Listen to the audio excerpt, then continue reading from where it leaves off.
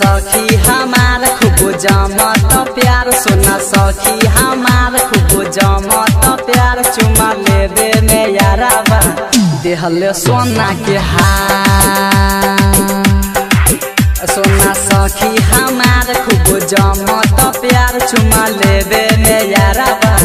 देहले सोना के हार चुमा लेबे में याराबा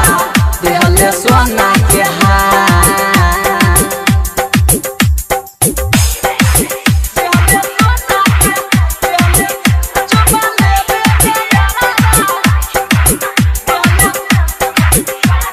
अगर आप चाहते हैं निश कुमार ऑफिशियल सबसे पहले गाना सुनने के लिए मिक्सिंग पॉइंट तो लाल बटन को मदनपुर चैनल को सब्सक्राइब कीजिए चारलाही नेपाल और बेल आइकन को दबाना ना भूलिए।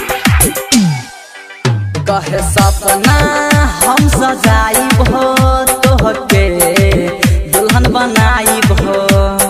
अरऊ के बात सखी जिया में साले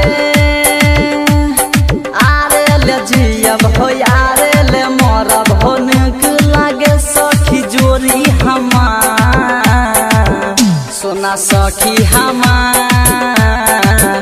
सोना सखी हमार खूब जमत प्यार चुमा लेबे में याराबा देहले सोना के हार चुमा लेबे में याराबा देहले सोना के हार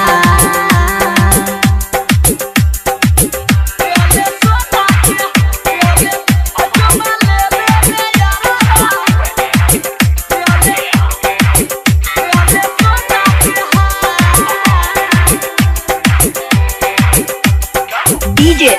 Santosh DJ Santosh DJ Presented by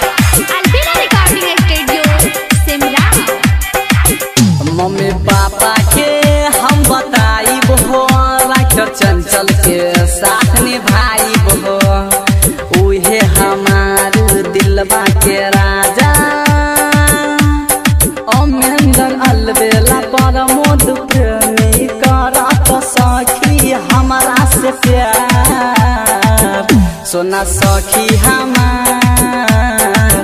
सोना सखी हमार खूब जमत प्यार चुमा लेबे में याराबा